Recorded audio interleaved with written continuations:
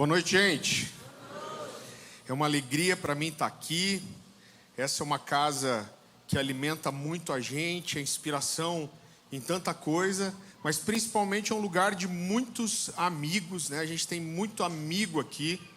Um dos meus melhores amigos está aqui, que é o Fábio Coelho. Então tá ali o Fábio, ou o que restou dele, né? Você sabe que o Fábio entrou na minha vida, ele falou assim: cara, eu quero te apresentar para um pessoal muito fera. Foi o Fábio que me apresentou para o Harold Walker, foi ele que me introduziu na Ticum. E eu pensava, como o Fábio é um cara incrível, gente boa. E eu fui descobrindo com o tempo que o que ele estava fazendo era passar todos os BO que caíam nele para mim, né? E não é brincadeira, é verdade. Ele é bem sem vergonha, mas... Então, assim, é uma casa muito especial pra gente. Eu tô ali com a minha família, Dani, minha esposa, os três, Caleb, Nicole e Louise. A gente tá vindo, assim, de um ritmo bem puxado, né? Eu cheguei do Japão, eu ministrei em várias cidades, eles começaram a me acompanhar, e aquela que tá dormindo ali com a coberta é a minha caçulinha. Amém, queridos? Eu quero te convidar a abrir sua Bíblia comigo, já no Salmo 40.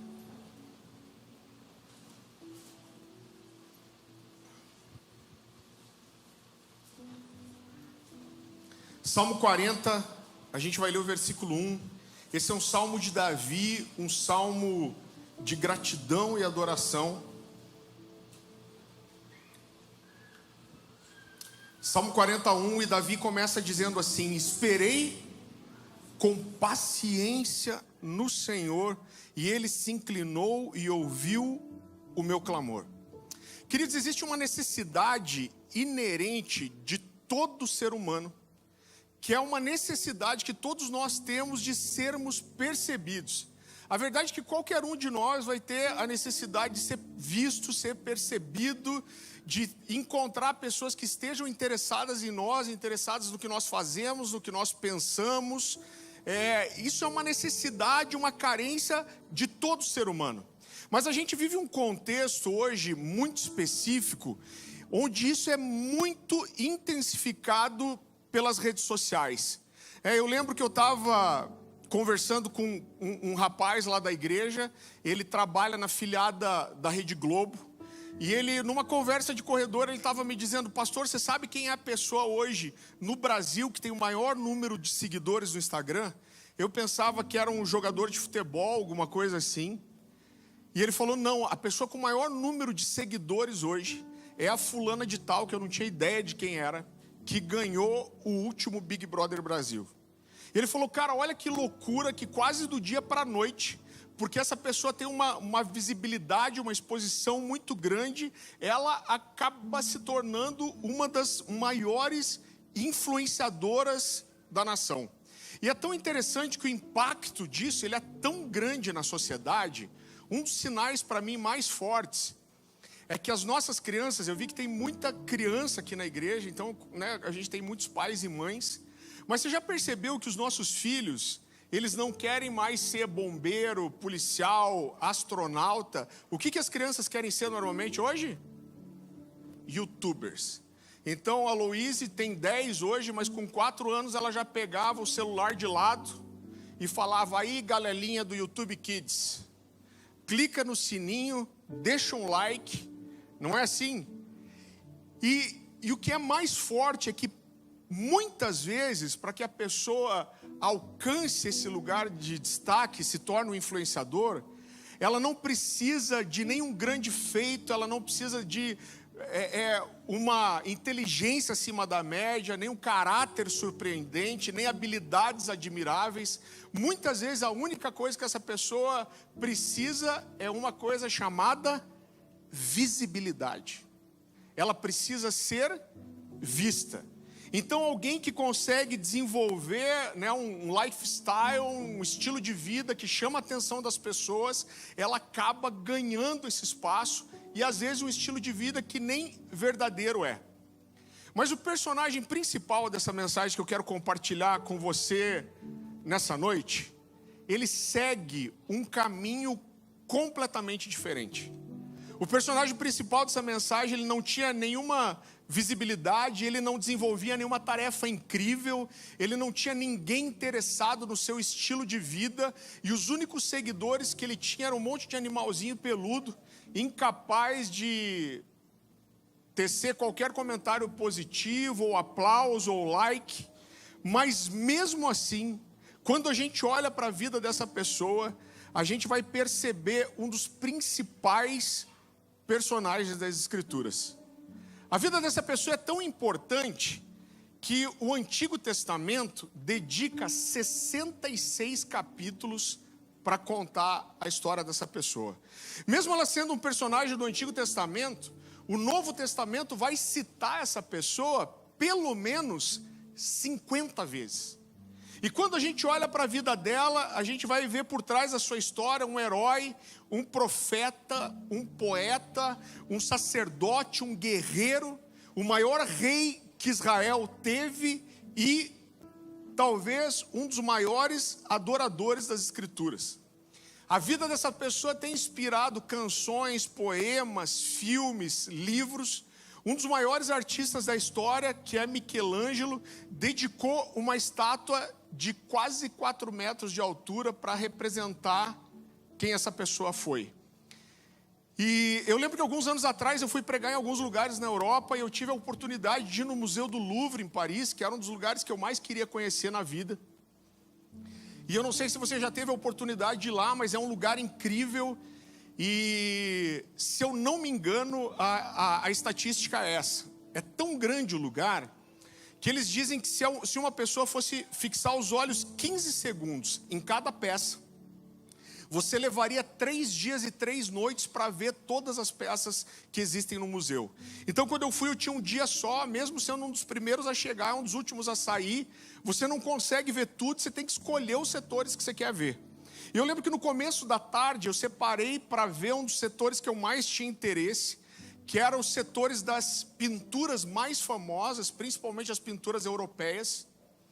E quando você chega lá, na minha memória pelo menos, é um corredor talvez do tamanho de um salão desse meio, né? Então muito grande, o pé direito muito alto e é tudo coberto com obra de arte que você não sabe nem direito para onde você olha.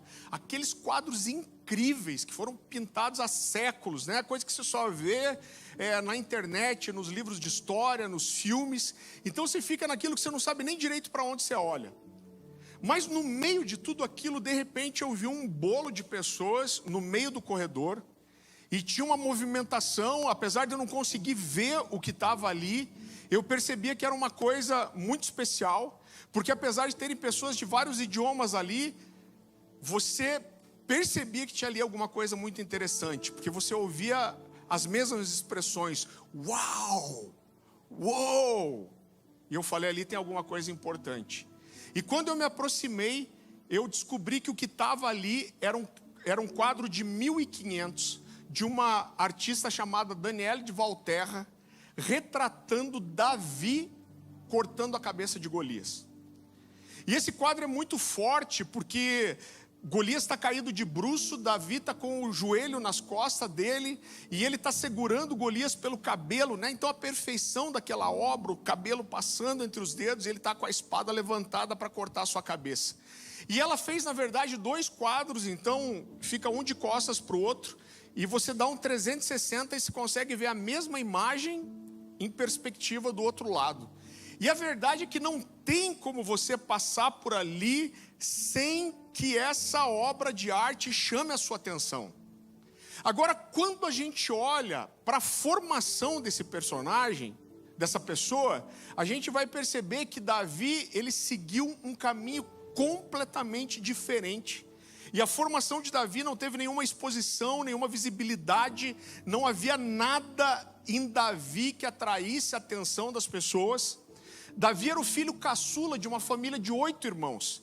E quando a gente fala de um povo como o povo de Israel, que vive uma cultura bélica, o que eu quero dizer com uma cultura bélica? O povo de Israel sempre, em toda a história, eles viveram um contexto de guerra.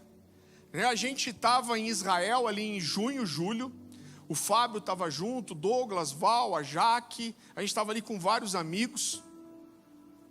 E uma coisa que chamou muita atenção é que você vê gente armada na rua o tempo todo, mas você via umas meninas muito pequenininhas com um fuzil, uma metralhadora às vezes maior que elas, né? A paisana, mas com aquelas grandes armas carregando. Eu lembro que a gente perguntou, falou, cara, o que são essas garotas com essas, né, com esse fuzil? E aí eles contaram para a gente o seguinte, que lá tanto homens como mulheres vão para o serviço militar. E eles ficam na guerra mesmo, no campo de batalha, no máximo por 6 meses. Depois disso eles são liberados para suas famílias, a não ser que eles queiram engajar no serviço militar. Eles falaram, olha, mas apesar de a batalha mesmo ser só por 6 meses, a formação deles demora 2 anos. Então por 2 anos eles pegam essa arma e eles não soltam ela nunca. Então eles precisam levar essa arma no banheiro, eles precisam dormir com essa arma, eles precisam estar com ela o tempo todo, correndo o risco de serem presos se forem pegos sem o seu armamento. Então olha como a cultura de guerra ela é algo vivo para eles. E isso era a realidade no tempo de Davi. E por que isso é importante? Porque quando você pensa que se vivia uma cultura de guerra, a Bíblia vai mostrar que os irmãos de Davi, eles tinham as características que eram necessárias para atrair a atenção, o respeito das pessoas, a admiração do pai e a admiração até do profeta Samuel. A Bíblia fala que quando Deus chama Samuel e fala, ó, vá até Belém, na casa de um homem chamado Jessé, e você vai ungir um dos filhos dele como rei. E Samuel vai, e tem um texto muito conhecido, a Bíblia diz que quando Eliabe entra, que era o irmão mais velho, a Bíblia diz que Samuel olha para ele, ele era alto, bonito, forte, e Samuel olha para ele e pensa assim, esse cara parece um rei. E ali tem um texto muito conhecido que Deus responde para Samuel e fala, Samuel, eu não vejo como os homens veem. Os homens veem a aparência, mas eu vejo o coração. Agora eu quero que você tente entender comigo como existia algo muito especial, singular em receber o grande profeta de Israel na sua casa. A Bíblia diz que quando Samuel vai para Belém, e a Bíblia diz que as principais autoridades, então a gente está falando aqui de funções como se fosse de prefeito, governador. A Bíblia diz que quando eles ficaram sabendo que Samuel estava chegando em Belém, eles correm para encontrar Samuel. E eu amo os detalhes da palavra de Deus, que a Bíblia diz que eles chegam tremendo de medo. Então eles chegam tremendo de medo e a primeira coisa que eles perguntam para Samuel é, o que você veio fazer aqui? Você veio em paz? E ele diz, não, eu vim em paz, eu vim para sacrificar na casa de um homem chamado Jessé. Irmão, se eu sou Jessé, essas horas eu tinha me borrado já. Mas a Bíblia diz que ele vai para a casa de Samuel, e a Bíblia não traz detalhes sobre isso, mas eu queria que você tentasse entender como esse momento deve ser embaraçoso. Então, Samuel diz, eu quero ofertar e sacrificar com a sua família. E eu fico imaginando Samuel, Jessé entrando na sala e de repente vem entrando os filhos. 1, 2, 3, 4, 5, 6, 7. E eu imagino um silêncio de repente. E Samuel está olhando. E de repente ele diz assim, Deus não escolheu nenhum deles não. Você não tem nenhum outro filho aí? E aí Jessé tem que falar, olha, realmente eu esqueci um filho. Eu tenho um que está cuidando das ovelhas. Queridos, quando a gente olha para isso, existe algo aqui que é muito difícil de compreender. Por quê? Porque isso não se parece em nada com o contexto judaico, com a forma que os judeus veem a família. Então, quando a gente junta esse episódio com várias outras coisas, por exemplo, os irmãos de Davi eram altos e fortes. A Bíblia descreve Davi de uma outra forma. Fala que ele era miúdo. A Bíblia diz que ele era ruivo. Quantos ruivos você acha que existiam no Oriente Médio? Fora isso, fica muito claro para a gente que Davi foi deixado meio que de uma forma periférica à família. A Bíblia fala, a gente precisa entender umas coisas. A Bíblia fala que Davi cuidava das ovelhas da família. Agora, para os filhos do dono da terra, isso era uma função desprezada. Por quê? porque era uma coisa que qualquer um podia fazer. A Bíblia diz que quando Jessé manda Davi levar comida para os irmãos no campo de batalha, você provavelmente não vai lembrar, mas quem fica cuidando das ovelhas? A Bíblia diz que um servo vai cuidar das ovelhas, ou seja, era algo que qualquer um podia fazer. Dentro da cultura judaica, só o filho primogênito tem a porção dobrada da herança, e o resto vai sendo diluído entre todos os irmãos, e Davi era o caçula de uma família de 8. Então provavelmente ele cuidava de ovelhas que ele nunca ia nem herdar. Outra coisa, eram poucas ovelhas. Pastor, como que você sabe? A Bíblia diz que quando Davi vai levar comida para os irmãos, Eliabe olha para ele e fala: eu conheço você, você está aqui só para ver o sangue. E ele diz assim: volta, cuidar daquelas poucas ovelhas que você tem no deserto. Então tudo isso, querido, pode ser um apontamento, e principalmente o desprezo da família, que Davi era um filho bastardo. A gente não tem como afirmar uma coisa que a Bíblia não afirma, mas eu digo para você que quando você olha para essas coisas, esse é um pensamento que parece fazer sentido. Agora, de uma forma ou de outra, fica claro que Davi estava dentro de uma família que preferiu excluir ele do que acolhê-lo. E talvez nessa exclusão tenha empurrado Davi para um lugar de solidão, e nesse lugar de solidão ele descobriu uma coisa chamada solitude. Você sabe qual que é a diferença entre solidão e solitude? Se a gente for para o dicionário da língua portuguesa, a língua portuguesa não vai fazer muita diferença.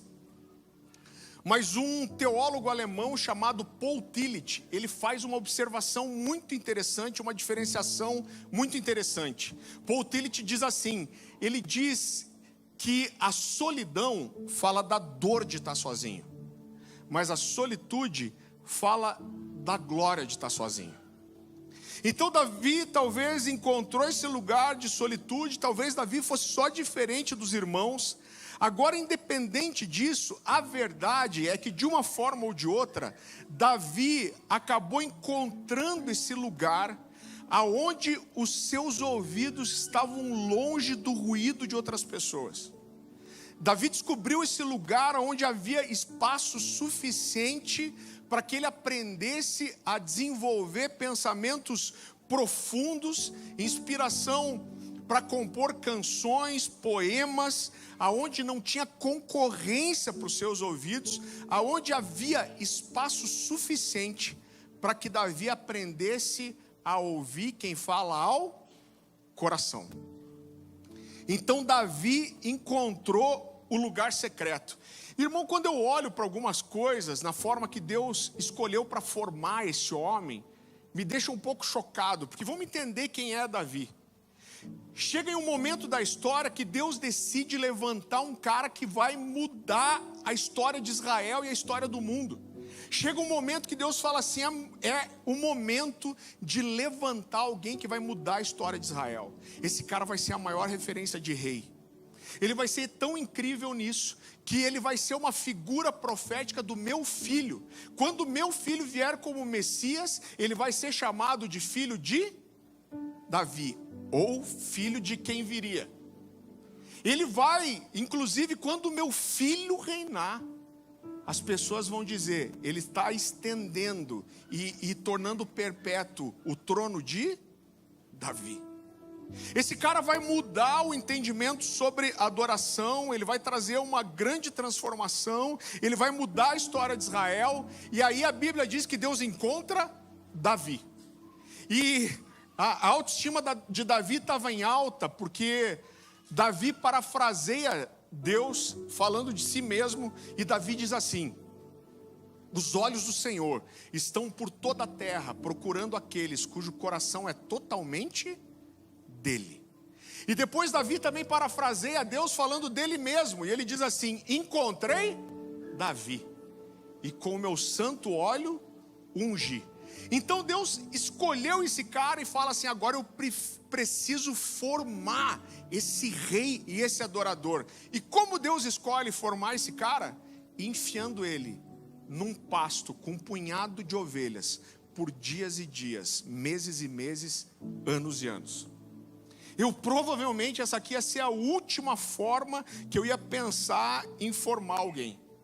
Mas provavelmente essa tarefa diária, provavelmente enfadonha de cuidar de ovelhas, proporcionou para Davi o ambiente que Deus precisava para desenvolver em Davi as características necessárias para o sacerdócio e para a realeza. Longe da conversa fútil dos irmãos, da influência dos movimentos exteriores que empurram, um jovem para a superficialidade, o imediatismo, o materialismo, a impulsividade. A verdade é que Davi foi formado por horas e horas, dias e dias, meses e meses, anos e anos, olhando as ovelhas pastarem, as andorinhas fazerem seu ninho, o sol nascer, o sol se pôr, o orvalho evaporar. Davi aprendeu a meditação contemplativa. Davi aprendeu a desenvolver pensamentos profundos, a ser criativo. Davi se tornou espiritualmente sensível. Irmãos, tem alguns textos de Salmos que eu leio e toca demais meu coração, porque eu leio e eu vejo a revelação, e eu penso, olha a revelação que esse cara tinha de Deus, olha a sensibilidade do coração desse homem. Eu queria ler um texto bem curtinho, eu poderia citar vários aqui, mas que exemplificam muito bem isso. Você nem precisa abrir, eu prefiro que você preste atenção. Se você quiser anotar o Salmo 19, 1-4, Davi escreve assim: os céus proclamam a glória de Deus, e o firmamento anuncia as obras das suas mãos. Um dia discursa a outro dia, e uma noite revela conhecimento a outra noite. Não há linguagem nem palavra, e deles não se ouve nenhum som. No entanto, por toda a terra se faz ouvir a sua voz, e as suas palavras até os confins do mundo. Uau! Olha como esse homem era profundo. Então naqueles pastos, Deus estava alinhando o coração de Davi com o seu coração. Deus estava se revelando para Davi dia após dia, canção após canção, pensamento após pensamento. Davi aprendeu a sentir o que outros não sentiam. Davi aprendeu a ver o que outros não viam. Davi aprendeu a ouvir o que outros não ouviam. E Davi aprendeu a esperar com paciência no Senhor. Existe um livro muito precioso chamado A Canção do Pastor, de Lynn Anderson. Você não vai encontrar esse livro em português, quem sabe o Jesuscope não publica de volta. Eu encontrei ele em inglês no Kindle. E é um livro muito precioso, e eu queria ler um pequeno trecho para você, e eu queria que você só levasse algo em consideração. Esse cara escreveu isso há mais de 30 anos atrás. É bem curtinho, eu queria que você prestasse atenção. Ele diz assim: para Davi, Deus havia de tornar-se tanto um companheiro como alguém que o ouvia. Deus também deseja ser isso para nós, embora Ele frequentemente seja incapaz de obter a nossa atenção por causa dos nossos ruídos, mantidos no mais alto volume. Ligue a TV, volte-se para o estéreo, ligue o Walkman, decorda no velho RPM. O resultado é que não haverá um lugar calmo em nossa cabeça para pensamentos reflexivos. Ficamos distraídos demais para ouvir uma voz calma e tranquila. Nós suplicamos por barulho. Agora, será que 30 anos depois, com redes sociais e tudo mais, será que isso melhorou ou piorou? E quando começa o Salmo 40, Davi começa dizendo: eu esperei com paciência no Senhor. Queridos, como a gente vem construindo, Davi é uma das figuras mais fantásticas das Escrituras. Davi aparece aqui como alguém que é esquecido, rejeitado pelos pais, pelos irmãos. Mas Davi, sem dúvida nenhuma, ele mergulhou no nível de conhecimento e revelação de Deus maior do que qualquer pessoa nesses dias. Davi vai trazer uma das primeiras profecias messiânicas no Salmo 110:1. Davi vai dizer: disse o Senhor ao meu Senhor: assenta-te à minha direita, até que eu coloque os teus inimigos por estrado dos seus pés. Então, de alguma forma, 1000 anos antes do nascimento de Jesus, Davi viu o Messias. Agora, quando a gente olha para esse cara, tudo na vida dele tem um cunho profético. A Bíblia fala que Davi cuidava dessas ovelhas, como eu falei, que ele provavelmente nunca ia herdar, uma função desprezada pelos irmãos, mas ele era tão fiel nisso, que a Bíblia diz que quando vem um leão ou um urso e abocanha um animal daqueles e leva a ovelha, ele não consegue deixar aquele animal, ver aquele animal embora sem fazer nada. Irmão, sinceramente isso parece meio ridículo até para mim, porque eu fico imaginando meu filho aqui, o Caleb, chegando para mim e falando: pai, eu fiz uma coisa horrível, o que aconteceu? Pai, você não vai me perdoar, eu fiz uma coisa horrível, o que aconteceu? Pai, eu estava cuidando das ovelhas e de repente apareceu um leão, e quando eu vi ele já tinha abocanhado uma ovelha e ele saiu e eu não fiz nada, pai. O que eu ia dizer? Ah, não acredito. Sabe o que eu ia dizer, irmão? Eu ia dizer: cara, dane-se a ovelha. Apareceu um leão, sai fora. Só que Davi era tão fiel que ele não conseguia fazer isso. A Bíblia diz que quando ele está conversando com o rei Saul, ele diz: olha, quando vem um leão, um urso, abocanha uma ovelha, eu vou atrás dele. Ele diz: eu agarro ele pela juba, e quando ele se vira para me morder, eu lhe dou golpes até matá-lo. Eu queria ver Davi no UFC. Agora, fica claro que Davi estava disposto a cuidar dessas ovelhas, arriscando a sua própria vida. Ele estava disposto a entregar tudo. Mas mesmo Davi estando disposto a entregar tudo, arriscar a sua vida para salvar aquelas ovelhas, a Bíblia fala que de vez em quando um leão ou um urso conseguia abocanhar uma daquelas ovelhas. E a minha pergunta para você é: como? E a resposta é simples. Sabe como eles conseguiam? É porque os animais praticam uma coisa chamada espreita. Lamentações 3:10 vai falar do urso que espreita e do leão que faz emboscada. Você já deve ter visto isso num documentário tipo Discovery Channel, ou alguma coisa parecida, ou National Geographic. Então, o que esses animais fazem? O leão especialmente, ele se abaixa e ele cuida da sua respiração, e ele dá um passo de cada vez, e ele avança de forma muito lenta, e ele espera, e ele permanece, e ele insiste por horas, às vezes até por dias, até que ele tenha uma oportunidade de abocanhar a sua presa. E quando ele pega a sua presa, todo investimento, todo cuidado, toda paciência, todo tempo é dispendido, é recompensado. Por quê? Porque eles matam a sua fome e são saciados, e toda a vida deles depende dessa espreita. Irmão, Davi costuma falar de coisas que faziam parte do seu dia a dia, e como ele foi tendo uma revelação do Senhor em coisas do cotidiano. Eu quero mostrar para você que é a mesma coisa que ele está fazendo aqui. Então olha só, eu não sei quem de vocês tem o hábito de jejuar, deveria ter. Eu gosto muito de jejuar, procuro jejuar toda semana. Eu sei que não parece, irmão, mas creia. O problema não é eu gostar de jejuar, o problema é que eu gosto muito de comer também. E aí na balança, 6 dias comendo, 1 dia jejuando, acaba não dando muito certo. Mas quando você faz um jejum mais prolongado, 3, 4, 5, 6, 7 dias... você vê o quanto isso mexe com o seu corpo. O seu pensamento fica lento, a sua força começa a ir embora, né? E uma das coisas que eu mais sinto de fazer jejum, principalmente no sul, lá em Curitiba, quando está frio, é que parece que o seu corpo não esquenta nunca quando você não está comendo, né? Todo o seu metabolismo muda. Os adolescentes lá da igreja, a gente faz alguns jejuns todo ano com a igreja, e os adolescentes gostam muito de jejuar também. E normalmente eles fazem aquele jejum de Daniel. Eu gosto de fazer o jejum do Daniel. O Daniel é um gaúcho lá da igreja, que faz churrasco toda semana. Esse eu me adapto bem.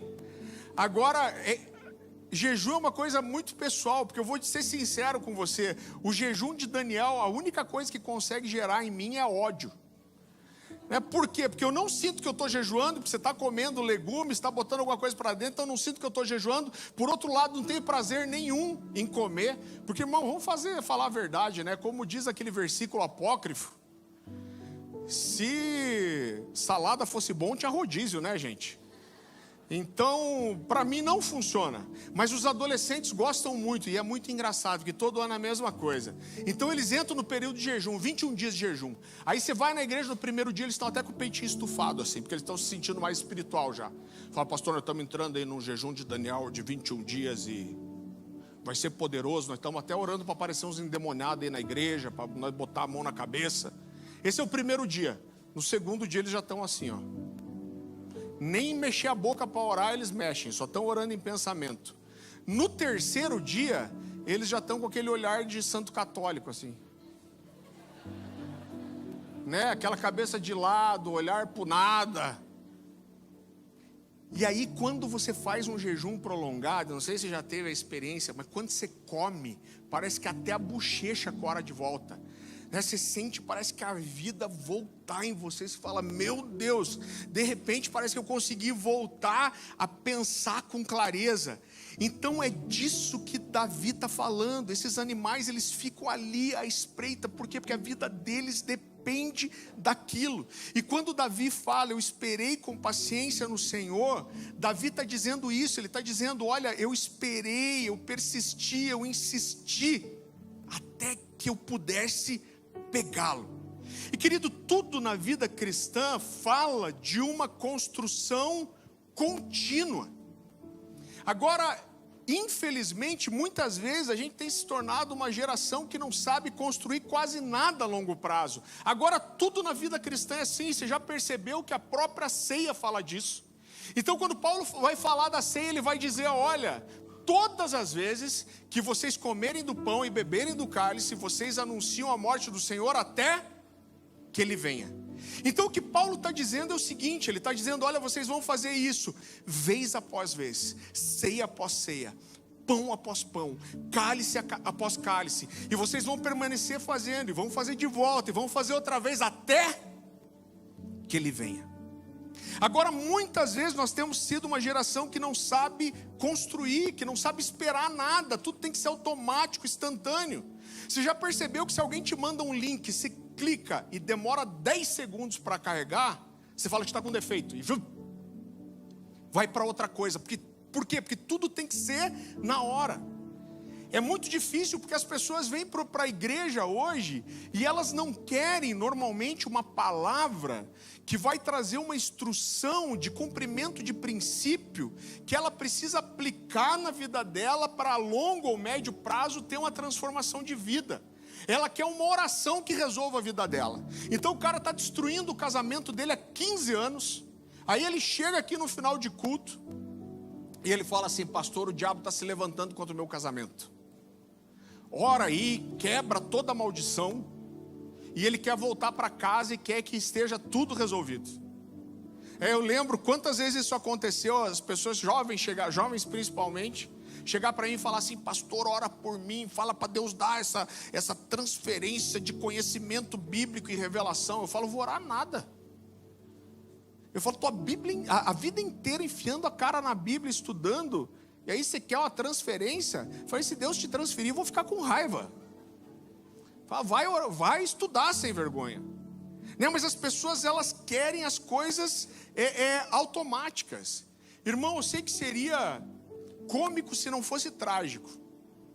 Mas a gente pastoreou jovens por muitos anos. E a gente sempre bateu na importância da vida devocional, da vida de oração do crente. E quantas vezes, parece piada, mas é verdade. Quantas vezes jovens chegaram para a gente e falaram assim, pastor, eu quero abrir meu coração, porque, pastor, eu oro pelo menos 1 hora por dia, e depois eu leio a Bíblia ainda, mas pastor, parece que não acontece nada, parece que o céu é de bronze, e parece que minha oração não sai do teto, eu não sinto Deus, eu não ouço Deus, parece que não acontece nada, e pastor, eu estou desanimando. Eu falo, puxa, sério, cara? Pastor, eu falo, cara, você está orando pelo menos 1 hora, pastor, pelo menos 1 hora e depois ainda leio a Bíblia. Eu falo, não está acontecendo nada, não, pastor, eu estou desanimando. E quanto tempo que você está fazendo isso já? Ah, pastor, eu acho que uns 10 dias já. Por quê? Porque o cara quer começar a orar hoje e semana que vem ele quer estar ouvindo Deus com clareza. Irmão, eu sei como que é isso. Porque eu sou sanguíneo. Quem é sanguíneo? Quem sabe que tem o temperamento sanguíneo aí? Misericórdia, de noite tem mais sanguíneo que de manhã. Irmão, eu costumo dizer que o sanguíneo, ele é sempre feliz. O sanguíneo está bem, ele é feliz. Infeliz é quem tem que lidar com o sanguíneo e conviver com ele. Não é assim? Porque o sanguíneo, ele tem os rompantes da louca nele. E eu sou sanguíneo, tá, gente? Segundo minha esposa, sanguíneo hemorrágico. Ela é um pouco exagerada. Não, ela fala a verdade. Eu lembro que quando eu estava no final da adolescência, ali com os 16, 17 anos, eu li um livro de oração.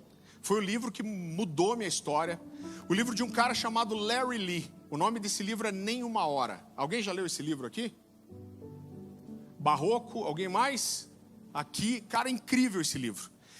Ele escreveu esse livro em cima da frase que Jesus falou para os discípulos, quando Jesus chama eles para orarem e pega eles 3 vezes dormindo, e Jesus diz assim: nem uma hora vocês puderam vigiar comigo. E ele começa a construir em cima disso, mas tem um momento que o autor lança um desafio para o leitor, e ele fala assim: eu desafio você a orar 2 horas por dia, que no final de um ano você não vai ser uma pessoa completamente diferente. Eu lembro que eu olhei para isso e falei: 2 horas por dia, 1 ano. Falei, é muito tempo. Falei, vou orar 4 horas por dia e vou resolver em 6 meses. Esse é o sanguíneo. Gente, não é piada não, foi assim mesmo. E eu lembro que eu olhei no outro dia, eu acordei 8 horas da manhã, falei, vou orar todo dia, das 8 ao meio-dia. E falei, a partir de hoje é isso que eu faço. Irmão, e me fechei no quarto e comecei a orar, e orei pela igreja, orei pela família, orei pela esposa que eu ia ter um dia, orei pelos missionários na África, orei pelo meu pastor. Quando eu orei por tudo que eu lembrava, olhei no relógio e tinha passado quanto? 10 minutos. Aí parece que a ficha começou a cair, você fala, cara, 4 horas... 4 horas dá quantas vezes 10 minutos mesmo? Né? Se o cara fica assim. Mas aí eu me animei de volta. E aí comecei a orar, e orei pela janela 1040, e orei por avivamento, e orei pelo Brasil. E aí comecei a repreender o cachorro endemoniado do vizinho que não parava de latir quando eu estava orando. Aí começou a bater aquela fome, daí eu falei, Deus, eu vou já abençoar o almoço, que daí quando eu descer eu não preciso nem orar, já está abençoado, eu já posso descer destruindo. E orei. Quando eu terminei, olhei no relógio, tinha passado mais quanto? Mais 15 minutos. Aí eu falei, misericórdia, esse negócio vai ser mais difícil do que eu imaginava. Mas ele diz o seguinte, ele diz, olha, quando você embarca nessa decisão de orar, ele diz, existem 3 fases da adoração. Ele diz, a primeira é a obediência, você não sente vontade, você não quer orar, mas você descobriu agora que todo crente precisa orar. E aí você faz o quê? Vou obedecer. E ele diz, mas quando você permanece fiel, você vai para a segunda fase da oração. E qual é a segunda fase? É o hábito. Ele diz, vai chegar uma hora que já não vai ser tão difícil mais. Você separou aquele tempo para o Senhor e está funcionando. E ele diz, mas a nossa esperança é chegar no 3º nível da oração. E qual é o 3º nível? Ele diz, de repente, um dia, você vai entrar no seu quarto e de repente você não vai mais olhar no relógio e você vai pensar assim, eu preciso orar por 2 horas. Mas você vai olhar para o relógio e falar, eu só tenho 2 horas para orar. Eu queria ter mais tempo para isso. E queridos, eu vivi todas essas coisas, mas isso fala de uma construção. Agora, cada vez mais isso tem sido tirado do nosso meio. Eu lembro que eu tive uma experiência alguns anos atrás já. Eu fui pregar numa igreja no interior de Santa Catarina. Quero deixar claro que eu não tenho nada contra Santa Catarina, porque os 2 exemplos ruins são de lá. A minha esposa, inclusive, é catarinense. Mas eu acho que era um lugar assim, umas 6, 7 horas de viagem. E sempre quando eu vou numa viagem mais longa, assim, eu pego 2, 3 jovens da igreja, meus coroinha que eu falo, né? Então eu pego os coroinha lá e levo comigo para a gente ter um tempo de discipulado. E eu peguei esses meninos e fui 7 horas de viagem. Então eu ia pregar lá à noite, ia chegar à noite pregar e depois mais 6, 7 horas voltando. Então eu cheguei, o pastor começou a me mostrar a igreja, uma igreja grande, eu nunca tinha ido lá. E eu caí na besteira de perguntar para o pastor assim: pastor, quanto tempo que eu tenho? Hoje eu não faço mais isso. Ele olhou para mim e falou assim: meia hora, tá bom? Irmão, acho que ele viu minha cara de decepção. A minha esposa fala: você não consegue esconder nada. E eu fiquei pensando, falei: cara, eu dirigi 7 horas para vir, 7 horas para voltar, o cara quer que eu fale meia hora. E acho que ele olhou minha cara de decepção, irmão, diante de Deus. Ele olhou para mim e falou assim: por que, pastor? É muito? Eu falei: cara, não, muito não. Eu falei: é muito pouco. Ele falou: quanto você precisa? 45 minutos? Eu falei: um pouco mais. Ele falou: sério? Eu falei: sério? 1 hora? Eu falei: um pouco mais. 1h15? Eu falei: aí a gente começa a conversar. Eu não sei se você percebeu, mas esse é um movimento que está começando a acontecer no Brasil inteiro. Eu tinha uma igreja, infelizmente lá em Santa Catarina também, que eu fui várias vezes pregar. Eu viajo pregando há uns 20 anos né, hoje eu mudei isso muito. Eu tenho o privilégio de hoje só estar com amigos, basicamente. Esse ano inteiro eu fiz uma agenda só, que eu orei, entendi de ir, que não foi com amigos. Mas tinha um lugar que eu tinha voltado então várias vezes. E eles começaram a toda vez pedir para eu diminuir um pouco a mensagem. E numa dessas vezes o cara falou: Farley, você pode pregar em 30 minutos? E dessa vez eu falei: cara, não me chama mais para pregar. Eu falei: eu não consigo construir em 30 minutos. E ele falou: não, então pode estender. Eu falei: cara, mas eu fiquei curioso. Eu falei: me diz por que vocês estão fazendo isso? Ele falou: Farley, sabe quando a gente tem tido de pregação no domingo aqui? Eu falei: quanto? Ele falou: 22 minutos. Missa. Eu falei: cara, mas por que isso? Ele falou: ah, pastor, ele falou: cara, é outra geração, é geração YouTube, a galera quer uma coisa rápida, senão eles desconectam. Ele falou: e quer saber, a verdade é que a gente fica enchendo linguiça, mas a mensagem podia ser passada muito rápido. Eu falei: cara, deixa eu te falar uma coisa. Era um culto de jovens. Eu lembro que eu estava em pé com ele na frente do púlpito, né? As cadeiras começavam bem atrás, claro, ninguém ouviu. Mas estava cheia já a igreja. Eu falei: cara, deixa eu te falar uma coisa. Eu falei: tá vendo todos esses endemoniados aí? Tinha acabado de sair Vingadores Guerra Infinita. Eu falei: esses caras ficaram 1 hora na fila para a estreia, para assistir um filme de 2h30. E ninguém ficou entediado. Aí o cara fica entediado na presença de Deus.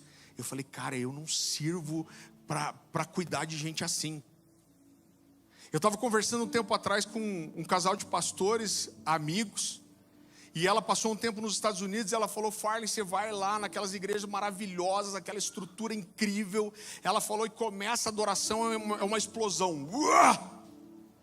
Ela falou, né, aquela estrutura gigante, telão, luz, fumaça, movimento. Ela falou: olha, começa aquela adoração, você até sente a presença de Deus. Mas ela disse: olha, abre, 1, 2, 3, 4, 5, 6, 7, 8, 10 minutos. 1, 2, 3 músicas e acabou. E ela disse que foi perguntar para alguém dessas igrejas e falou: olha, por que vocês têm só 10 minutos de adoração? E a resposta que ela recebeu é: porque quando passa disso, as pessoas ficam entediadas. A gente é uma geração cheia de deturpações. É uma geração que tem relação sexual no primeiro encontro. Por quê? Porque aquilo que deveria ser fruto de uma construção, uma admiração, construir uma amizade, estabelecer uma aliança, estabelecer um compromisso, firmar uma aliança para depois coroar tudo isso com o sexo. Porque eles não querem fazer toda essa construção, eles vão direto para o sexo. Mas Davi começa o Salmo 41 dizendo: eu esperei com paciência no Senhor. E sabe o que é interessante aqui? É que essa expressão, esperei com paciência, é uma palavra só no original hebraico. E essa palavra é kvah. Eu vou abrasileirar a palavra para ficar mais fácil da gente falar. Eu vou falar da forma que a gente escreve, mas a palavra que é traduzida aqui como esperar com paciência é a palavra kavá. Sabe qual é a tradução literal de cavar? É ficar à espreita. Então, quando Davi escreve o Salmo 41, o que ele está dizendo na verdade é: eu fiquei à espreita do Senhor. Então o que ele está dizendo é: eu fiquei à espreita, eu esperei ansiosamente, eu esperei com paciência, eu permaneci, eu insisti até encontrar Ele. E aqui eu queria fazer uma pergunta para você: qual foi a última vez que você fechou a porta do seu quarto e você falou: Deus, eu não saio daqui até que o Senhor me toque? Eu tinha um amigo, eles eram em 3 irmãos, os pais pastores, e um dia ele me contou, ele falou: Farley, a minha mãe era aquelas mãe crente raiz, a moda antiga, e ela falou: olha, minha mãe tinha uma salinha de oração, um quartinho de oração do lado do quarto dela, e ele disse: olha, toda vez que ela acordava de manhã, a primeira coisa que ela fazia era entrar no quarto de oração. Ela entrava e se fechava. E ele falou: a gente nunca sabia quanto tempo ela ia ficar. Às vezes ela ficava meia hora, às vezes ela ficava 1 hora, 2 horas, 3 horas. Às vezes ela passava a manhã inteira lá. Mas independente do tempo, sempre que ela saía do quarto, ela saía enxugando as lágrimas. E ele falou: cara, você sabe como que é, Murphy? Ele disse que parecia uma coisa, que o dia que a gente mais precisava da minha mãe para alguma coisa, era o dia que ela não saía do quarto nunca. Ele falou: e teve uma noite que eu lembrei à noite, minha mãe já tinha ido dormir, que eu precisava de alguma coisa dela para de manhã. E eu falei: eu vou acordar antes dela e vou pegá-la antes dela entrar no quarto. E ele disse que ele marcou bobeira, e quando ele levantou, a mãe já tinha entrado no quarto de oração. Ele, pá! E disse que a mãe começou a demorar, e disse que ele ficou naquele impulso, aquela vontade de bater no quarto ou entrar no quarto. Ele falou: cara, mas minha mãe raiz era aquela que educava só com a vara, porque vara era bíblico. Eu fui educado assim também, não morri. Tô gordo, corado, né? Apanhava com a vara, a bunda velha ficava parecendo um código de barra. Aí minha mãe me surrava com a vara, depois me sentava, abria a Bíblia e falava assim: agora eu vou te explicar por que você apanhou. E às vezes até a gente fazia as contas, dava vontade de fazer alguma coisa, e você falava assim: cara, mas eu vou apanhar. E aí se fazia as contas de mais ou menos quantas varadas você ia levar. Aí você acha que eu vou levar as 15 varadas? Vai valer a pena. E aí meti o louco. Mas ele disse que ficou naquela: entro, não entro, entro, não entro. E disse que ele desesperado, ele começou a andar forte na frente da porta para ver se a mãe se tocava, abria. E disse que estourou o tempo, já não adiantava mais, ele não tinha mais como sair. E depois que o tempo tinha estourado, a mãe saiu do quarto. E quando ela saiu do quarto aquele dia, ele disse que não conseguiu segurar a emoção e falou: pô, mãe. Ele falou: por que você faz isso? Os dias que a gente mais precisa de você, você não sai desse quarto. Ele falou: por que a gente nunca sabe quanto tempo você vai ficar? Ele falou: Farley, minha mãe me segurou pelo ombro, e ela olhou para mim com o olho cheio de lágrimas. Ela falou: olha, deixa eu te ensinar uma coisa. Nunca saia da presença de Deus sem Ele te tocar primeiro. Ela disse: às vezes eu entro e só de pisar nesse lugar eu já começo a chorar. Mas às vezes meu coração está seco. Às vezes eu tenho que insistir. Às vezes eu tenho que permanecer. Às vezes eu tenho que cavar até que eu possa encontrar o Senhor. Eu citei aqui Lamentações 3:10, que diz: fez-se-me como um urso à espreita e um leão de emboscada. A palavra que é traduzida como emboscada aqui é a palavra hebraica miktah, que fala literalmente de alguém que fica escondido no lugar secreto, esperando por alguma coisa. Então o que Davi está dizendo é: olha, eu fico nesse lugar secreto, eu espero, eu insisto. Por quê?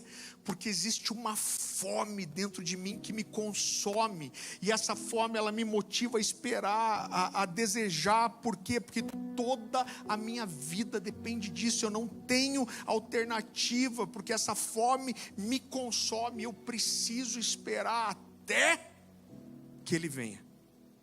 Agora eu digo uma coisa para você sem medo nenhum: se você não tem tido fome de Deus, é porque com certeza você está se saciando com outras coisas.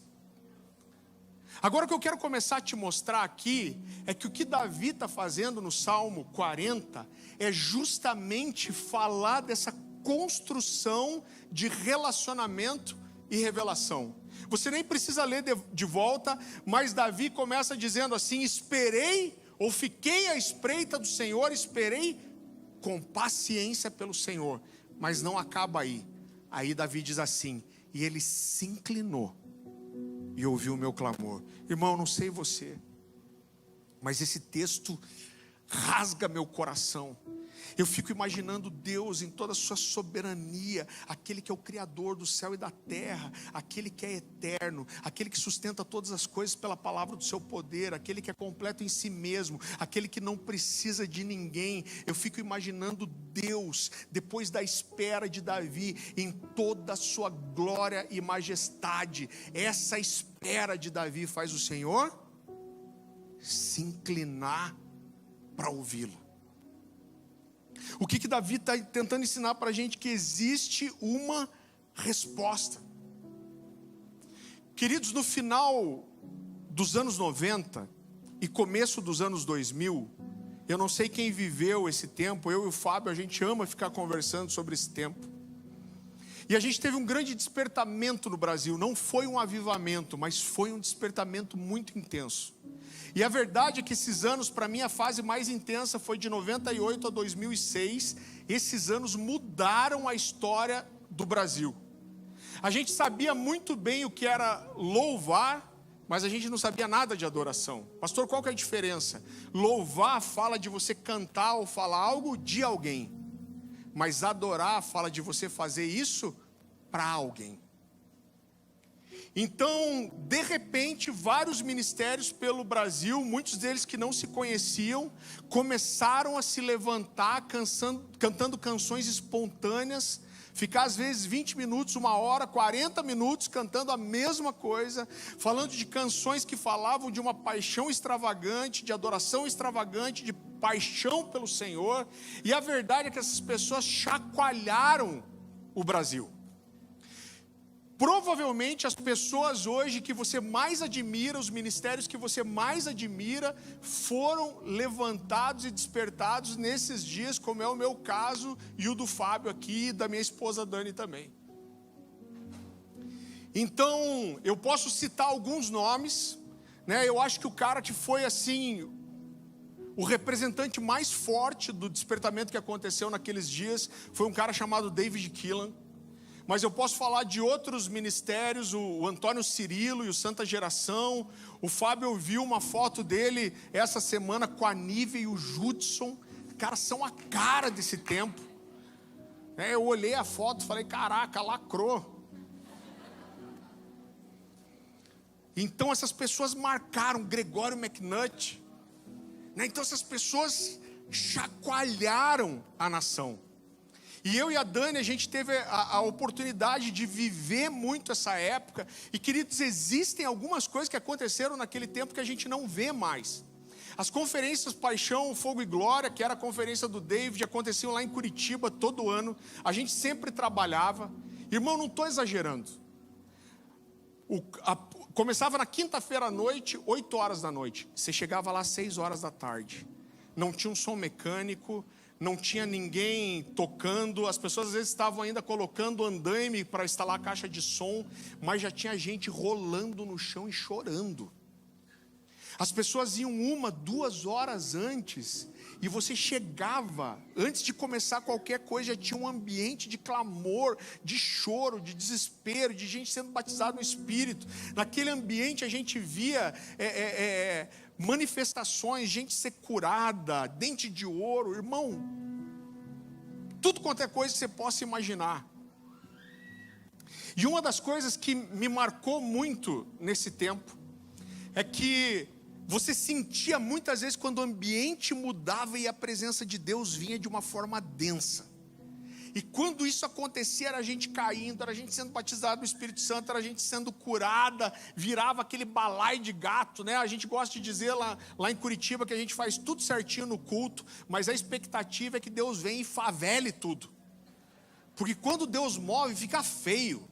Homem, então, chora feio, que é uma desgraça, né? e a maquiagem borra, e o povo vai para o chão. A presença de Deus é assim. E quando a presença de Deus vinha e virava aquele negócio, e anjo nadando de costa, e o David costumava fazer uma coisa. Ele tirava o violãozinho dele, tocava violão na época, ele encostava o violão, ele sentava num retorno daquele, ele ficava só olhando. E eu lembro que eu ficava curioso, todo ano eu ficava pensando o que passa na cabeça desse cara. E eu lembro que um ano eu tive coragem de chegar perto dele, eu colhei perto dele. Eu não tive coragem de perguntar ou de tocar nele, mas eu fui com a esperança que ele me dissesse o que ele estava fazendo, e não deu outro. Ele virou para mim e falou assim: cara, sabe o que eu mais amo? Quando a presença de Deus vem de um jeito que eu sou desnecessário. E a parte que eu mais amo é essa: quando eu posso sair de cena e eu posso só sentar e ver o que Deus está fazendo no meio do povo. E o David tinha uma frase que virou um chavão e uma marca daquele tempo. Independente do nível de ministração, de presença que tivesse nas reuniões, ele costumava dizer assim: eu sei que tem mais. Eu sei que tem mais. E se tem mais, eu quero mais. E a gente foi muito marcado por isso. E a gente trabalhou muitos anos com eles. E a gente estava depois eu tive o privilégio de conhecer o David, a Bebel, sua esposa, uma pessoa incrível. O David fez o prefácio do meu primeiro livro. E eu e a Dani, a gente estava muitos anos sem encontrar eles. E a última agenda que eu fiz antes da pandemia foi uma conferência lá no Rio Grande do Sul, no interior do Rio Grande do Sul, que estava o David Keelan e estava o Tom Molinari. O Tom está aí hoje? Não está por aí. Então olha só, a gente chegou no aeroporto de Porto Alegre e uma van foi buscar a gente para levar para o interior. O David não estava ainda, ele chegou no dia seguinte, mas eu lembro que estava eu, a Dani, o Tom e a Bebel, que é a esposa do David. E a gente encontrou ela, foi muito gostoso, e nessa viagem a gente foi conversando sobre as coisas que nós vivemos naqueles anos. Então a gente foi falando dos milagres, das experiências, de como Deus se manifestava. Eu lembro que o Tom foi quietinho, só ouvindo o caminho inteiro. No dia seguinte o David Keelan chegou, e antes do culto da noite a gente foi tomar um café, todos os ministros juntos. E a gente estava conversando e de repente o Tom levantou a mão e falou assim: David, posso te fazer uma pergunta? Ele me falou que ele não tinha conhecido o David pessoalmente. E o David falou: claro, cara, pode perguntar. E ele falou: olha, quando eu ouço as histórias do que vocês viveram no final dos anos 90, começo dos anos 2000, ele falou: a impressão que eu tenho é que o que vocês viveram é muito maior do que tudo que a gente vive hoje.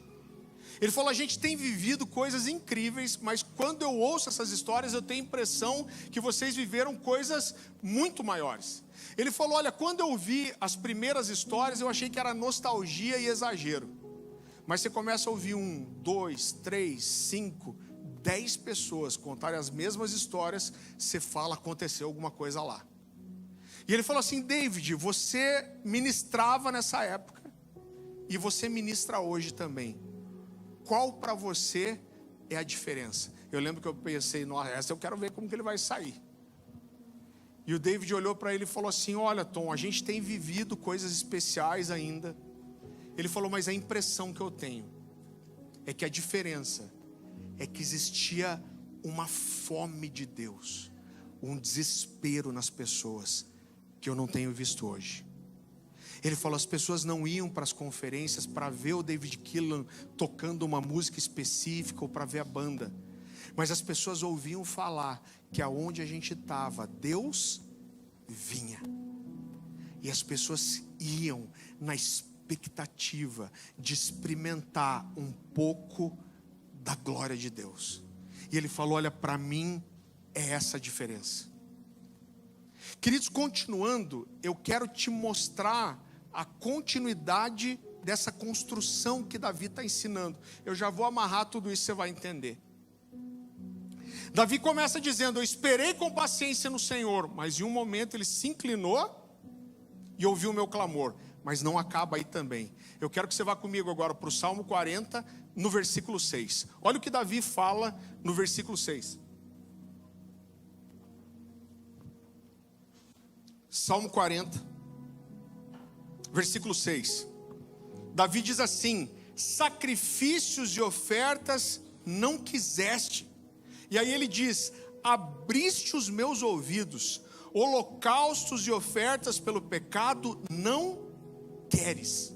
Eu gosto muito como a Bíblia NVT traduz esse texto, e ela diz assim: não tens prazer em ofertas e nem em sacrifícios, agora que me fizeste ouvir, eu compreendo. O Salmo 124, 14 diz, Davi diz que o Senhor revela os seus segredos para aqueles que têm intimidade com Ele. Então, mais uma vez, o que Davi está nos ensinando aqui? Ele está falando de uma construção. Ele está dizendo: eu fiquei à espreita de Deus, eu permaneci, eu insisti, eu esperei, mas chegou uma hora que Deus, em toda a sua glória, Ele se levantou e ouviu o meu clamor, mas não parou aí. Depois de me ouvir, foi o Senhor que abriu os meus ouvidos. E depois de abrir os meus ouvidos, foi Ele que falou comigo. E depois que Ele me falou, eu passei a entender coisas que eu não entendia. Ele está falando de uma construção. E depois disso ele diz: e agora eu entendo. Sacrifícios e ofertas pelo pecado você não quer. Vá comigo rapidamente para o Salmo 51, 16. É um salmo de Davi também, e Davi vai falar algo muito parecido. Salmo 51, 16. Davi diz assim: não te deleitas em sacrifícios, e nem te agradas em holocaustos, senão eu os traria. Agora, irmão, olha que interessante. Davi está falando nesses dois textos. Depois de um período de busca, intimidade, revelação, ele chega para Deus e fala: eu entendi agora, você não quer sacrifício e holocausto. Só que o que é interessante nisso é que Davi começa justamente oferecendo sacrifícios e holocaustos. E ele não só começa oferecendo sacrifícios e holocaustos, como Deus recebe esse sacrifício e holocausto com alegria. Na verdade, até Davi, a adoração era restrita basicamente a você entregar algo para Deus. Davi que vai trazer depois as canções, as danças, instrumentos. Mas Davi não só, como eu falei, começa oferecendo sacrifício e holocausto, como Deus aprova. Então você não precisa abrir para a gente não demorar, mas lá em 1 de Crônicas, capítulo 1, versículo 21, se eu não me engano, a Bíblia diz que Davi quer fazer um grande sacrifício ao Senhor, o maior. Se eu não me engano, são 1000 animais. E a Bíblia diz que Davi quer fazer essas ofertas na terra de Ornã. Esse texto é muito conhecido, porque é um sacrifício imenso. E a Bíblia diz que Ornã chega para o rei e fala assim: eu vou te dar tudo que você precisa para sacrificar. E aí tem uma frase muito conhecida de Davi, que Davi diz assim: eu não vou oferecer para o meu Deus um sacrifício que não me custe. E Davi oferece esse sacrifício de holocaustos, e a Bíblia diz que desce fogo do céu e consome o sacrifício de holocaustos. Irmão, você consegue imaginar uma provação maior de Deus do que essa? Você consegue imaginar você entregando alguma coisa para Deus, a ponto de Deus se manifestar de uma forma sobrenatural, derramando fogo do céu para consumir o sacrifício? Então, com isso, Deus está dizendo: eu recebo o seu holocausto, o seu sacrifício, eu recebo com alegria, isso me agrada, eu recebo com um cheiro suave e agradável. Agora, mesmo assim, no Salmo 41, Davi diz: sacrifícios e ofertas pelo pecado você não quer. Agora, sabe o que é interessante? É que sacrifícios e holocaustos eram exatamente o que Deus pedia. Então você entende que Davi está tendo a moral de chegar diante de Deus e falar assim: você está pedindo sacrifícios e holocaustos, mas eu fiquei à sua espreita. O Senhor se inclinou para mim, abriu os meus ouvidos, falou comigo, e agora eu entendo. Você está pedindo sacrifícios e holocaustos, mas na verdade não é isso que você quer. Eu quero só fazer um parênteses aqui. Existe um texto lá em Hebreus capítulo 6 que a gente usa muito para bater no povo da hipergraça. Então o autor de Hebreus vai falar de alguém que entrou em um alto nível de conhecer e ter experiência com Deus. E o autor de Hebreus vai falar de várias coisas que a gente sabe muito bem o que é. Ele vai dizer: é impossível que aqueles que foram uma vez iluminados, que conheceram a palavra, que provaram do Espírito, que receberam a graça e escolheram o pecado de volta, ele diz: é impossível, ele vai dizer depois, encontrar um lugar de arrependimento, restando para esses apenas uma expectativa de juízo e sofrimento. Mas o que eu quero destacar para você que é importante? Eu amo os detalhes da palavra de Deus. O autor de Hebreus, ele vai falando de várias coisas que a gente conhece, mas ele fala de uma coisa que a gente talvez passe batido e não perceba. Vai para lá comigo, Hebreus capítulo 6. Versículo 4.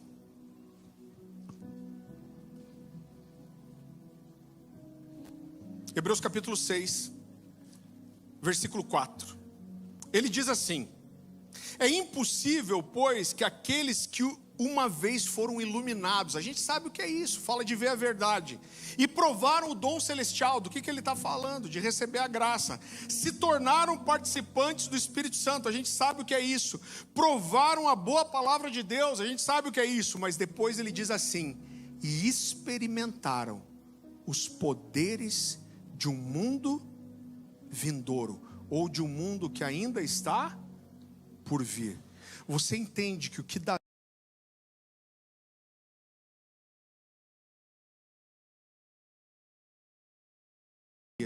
Então, para mim, o que acontece com Davi ali é que ele está experimentando os poderes de um mundo vindouro.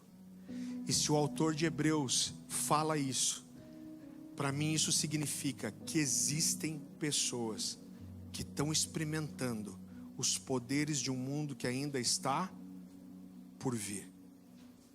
Então, depois desse tempo de intimidade, Davi chega para o Senhor e fala: o Senhor abriu os meus ouvidos e agora eu entendo o que eu não entendia. E ele diz: você não quer sacrifício e holocausto, o que você quer é um coração contrito e quebrantado, o que você quer é obediência, o que você quer é uma adoração que é fruto de um relacionamento íntimo e não de um ritual frio. O que você quer é um relacionamento. Agora entenda algo comigo. Quando Davi fala isso, Davi já tinha experimentado muitas coisas no Senhor. Davi tinha matado um leão e um urso. Davi arrancou a cabeça de Golias. Davi foi ungido rei sobre todo Israel. Davi compôs canções e poemas que a gente canta até hoje. Davi foi ungido rei sobre todo Israel. Davi levou a arca da aliança para Jerusalém de volta. Mas Davi, mesmo depois de tudo isso, Davi sabia que tinha mais. E Davi não se contentou. E esse descontentamento de Davi levou ele a esperar com paciência no Senhor. Querido, eu não quero te chocar, mas você sabe por que um homem paga uma prostituta? É porque ele quer ter com ela experiências, sensações, sentimentos que deveriam ser fruto de uma construção, uma admiração, uma amizade, o estabelecimento de um compromisso e o firmar uma aliança para coroar tudo isso com o sexo. Mas porque ele não quer pagar com todas essas outras coisas, o que ele faz? Ele paga com dinheiro. Agora olha para mim, mas Deus não se vende. Deus não vende intimidade. Deus pode te dar muitas coisas. Deus te dá salvação, perdão, graça. Deus te dá dons, Deus te dá talentos, Deus te dá o Espírito. Agora, intimidade, nem Deus te dá, você vai ter que construir com Ele. Não existe um dom da intimidade, não existe uma unção da intimidade. Quando você chega diante de Deus e você sabe, e você pede intimidade, sabe o que Deus te oferece? Disponibilidade. Ele está dizendo: você quer intimidade? Eu estou aqui, então venha construir comigo. Queridos, eu queria concluir abrindo meu coração com você. Eu acredito que o grito de Jesus para a igreja nos próximos anos é um grito de um retorno à simplicidade. Eu tenho a impressão de que, como igreja, a gente está cheio de adereços, a gente está cheio de coisas que a gente não precisa, mas nós perdemos coisas essenciais. Eu não quero que você me entenda errado, mas para mim existe uma palavra que fez muito mal para a vida da igreja nos últimos anos. Não porque essa palavra seja má em si mesma, mas eu acho que a gente lidou com ela da forma muito errada. E essa palavra acabou fazendo muito mal para a gente. Qual é essa palavra? É a palavra excelência. A gente se tornou tão excelente. E a gente é tão incrível. E nós fazemos cultos tão sensacionais. E nós temos uma estrutura tão incrível, que mesmo que Jesus não venha, o culto ainda vai ser bom. A gente perdeu aquela expectativa da manifestação da glória. Então você vem para a igreja, você quer um templo climatizado, você quer uma luz legal, você quer um telão de LED, você quer uma estrutura incrível para o departamento infantil, você quer lugar para estacionar fácil. Então você exige todas essas coisas, você quer uma boa banda, mas se Jesus não vier, está tudo bem, não, a gente fez um bom culto. E o problema não é fazer as coisas com excelência. Sabe o que é o problema? O problema é que a gente está satisfeito demais com coisa que os homens sabem fazer bem. Você já percebeu que toda pessoa no reino que se destaca e começa a fazer uma coisa boa, esse cara faz um curso já para ensinar aos outros? E é claro que não é o curso que é o problema. Eu tenho meu curso, vou fazer até um merchan aqui, valentespelaverdade.com.br. Então o problema não é o curso.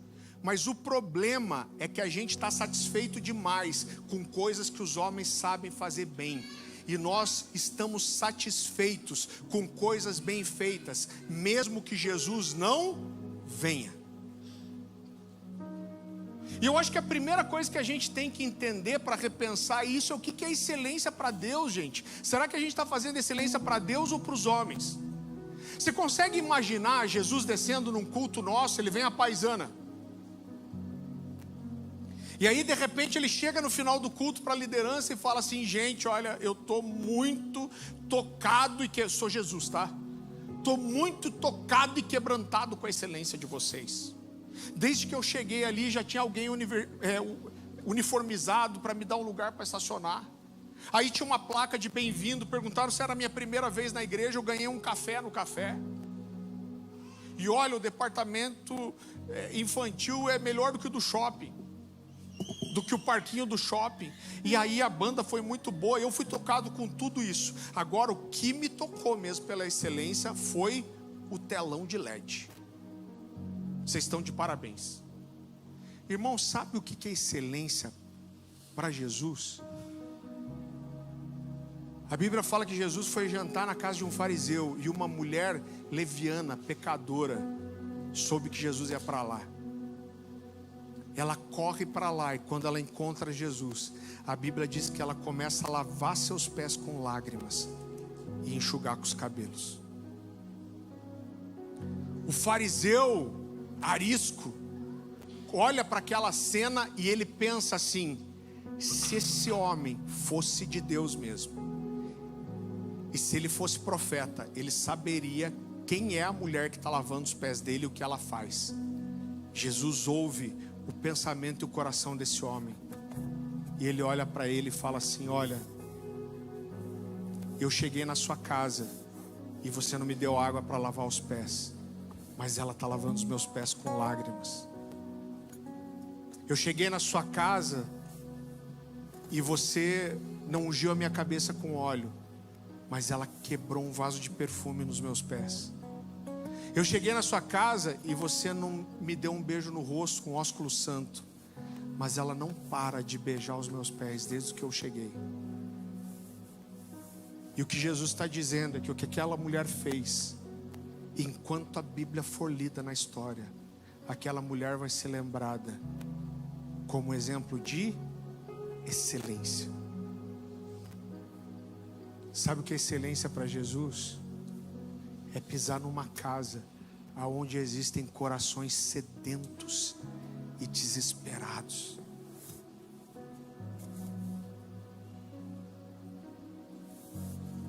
Irmão, a gente está cheio de adereço, essas coisas são boas. A cadeira acolchoada, o ar-condicionado, principalmente aqui. Tudo isso é bom. Mas se tiver tudo isso, e o Senhor não vier de verdade, a gente não deveria se contentar nunca. Você sabe uma coisa que o Senhor pegou no meu coração esses dias?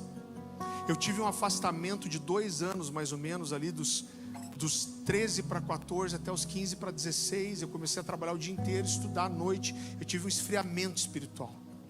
Com 16 anos eu voltei apaixonado pelo Senhor. Sabe o que o Senhor me lembrou? Quantas vezes acabava um culto, uma igreja mais tradicional, e quando o pastor falava, vamos orar para encerrar, fique em pé no seu lugar, eu saía correndo para casa. Sabe por quê? Porque Deus estava falando comigo e eu não queria me distrair com ninguém. Eu morava 3 quilômetros da igreja, eu ia correndo. Isso foi assim uns 20 quilos atrás. E eu chegava correndo, eu falava, eu não quero me distrair, eu não quero falar com ninguém. Eu só quero me fechar no meu quarto e continuar ouvindo. E quantas vezes eu entrei e coloquei às vezes um CD da Nívea, do Fogo e Glória, e eu virei à noite orando e chorando. Os anos vão passando e a gente vai ficando crente rançoso. E às vezes você olha para a sua vida e você não consegue nem perceber quando aquela paixão dos primeiros dias foi embora. Irmão, eu não quero criar doutrina em cima do que não é. Isso é um termômetro para mim. Eu sou um cara muito difícil de chorar. A minha esposa chora assistindo até Tom e Jerry, acho. O único lugar que eu choro é na presença de Deus. Mas ela é testemunha que isso não foi nem 1, nem 2, nem 3, nem 10 vezes. Se eu começo a perceber que eu estou tempo sem chorar, eu chego para ela e falo, amor, eu estou preocupado. Eu preciso me afastar, jejuar, ficar um pouco sozinho. Porque faz um tempo que eu não choro. Meu coração está seco. Talvez você olhe para a sua vida e você não consegue nem lembrar a última vez que você chorou na presença de Deus. E essa é a hora que a gente precisa se arrepender e falar, Deus do céu, o que aconteceu com aquele garoto apaixonado, sedento, que ouvia qualquer coisa do Senhor e as lágrimas caíam dos olhos? Essa hora que a gente tem talvez que se arrepender e falar, Deus, me perdoa porque eu me tornei satisfeito com qualquer outra coisa que não fosse o Senhor. Toda vez que Deus quer trazer um despertamento para uma geração, e a gente precisa desesperadamente disso, porque a situação está muito feia, a primeira coisa que Deus começa a fazer é levantar pessoas com uma indignação santa. Não estou falando de pecado, não são pessoas que estão afastadas de Deus, mas são pessoas que de repente começa um negócio ferver aqui dentro. Sabe como Jeremias que falava, ó, existe como um fogo cerrado em meu peito, ele é como um fogo em meus ossos, e eu tento segurar e eu não consigo.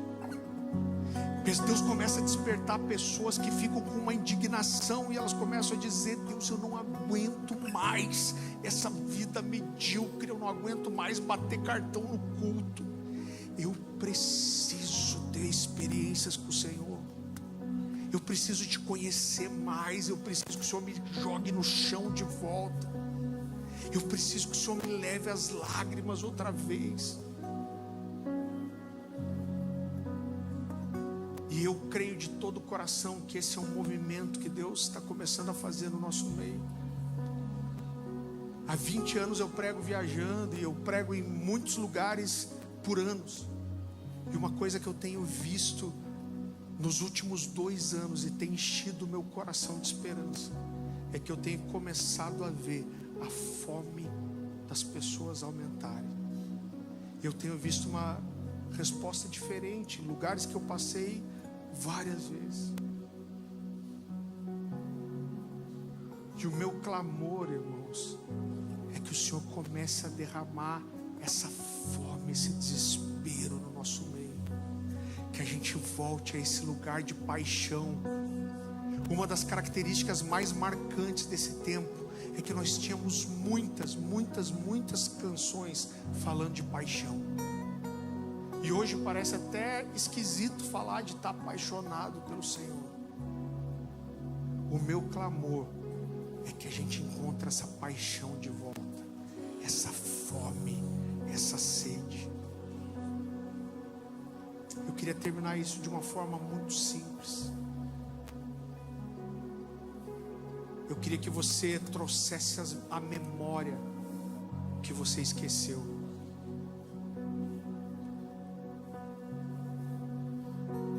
Eu quero que você lembre do que queimou aí um dia e não queima mais. Talvez você está se achando sábio, inteligente, teológico, mas seu coração está seco, seus olhos estão secos. E a gente precisa se arrepender. Eu queria que você colocasse no seu coração, trouxesse a memória. Eu quero te dar liberdade. A gente está em casa. Talvez você queira vir aqui para frente, se ajoelhar, como dar uma forma de dar uma resposta ao Senhor. Talvez você queira ficar em pé. Talvez você queira se ajoelhar na sua cadeira. Talvez você queira ir lá para trás, para você ter espaço para andar e orar. Mas talvez você precise ser tão sincero a ponto de precisar pedir: Deus, me ajuda a me arrepender. Eu quero me arrepender por estar satisfeito com qualquer outra coisa que não é o Senhor. E se precisa clamar: por favor, me devolva as lágrimas aos olhos, me devolva aquela fome de ficar espreitando o Senhor, me devolva aquela fome de orar, aquela fome de jejuar, aquela fome de enfiar a cara na Bíblia. Que nós possamos não só entrar nesse lugar de arrependimento, mas nós possamos entrar nesse lugar de gerar aqui um ambiente de clamor e de fome. Começa a clamar aí no seu lugar. Se quiser, vem para frente, fica em pé.